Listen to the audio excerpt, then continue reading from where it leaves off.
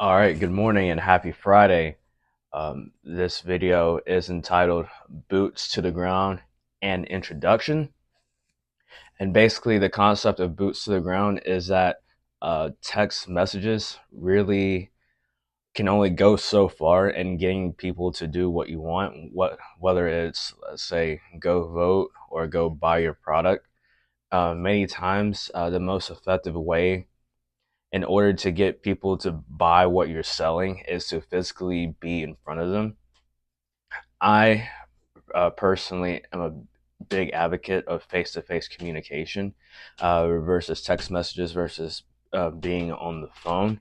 And so the concept of boots to the ground is you physically be there in any type of location where you can talk to people, hopefully not while they're at work, but in places that where they aren't having to think about like their jobs and actually get that face-to-face type of communication, figuring out what they want, and then leading them to get to what you're trying to sell to them. And so, in this introductory video, I'll basically explain that I met a woman who is running for Congress. Because of my night job, I frequently am interacting with high profile people. And so what I did was I offered my services. When she told me she was running for Congress, I basically asked, well, how can I help? Because one thing usually leads to another in these types of things. So let's say she thinking far ahead, if she runs for Congress, well, maybe I can go to DC and volunteer on a campaign because you never know basically who I could meet. So one door could lead to many different opportunities, but I have to take the one opportunity first.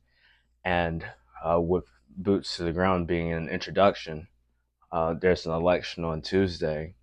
And so Monday, I'm going to go take a few of these signs and post them like literally around town. And so that's going to help one person on their mission so that they can see the product placement, which was in the previous video.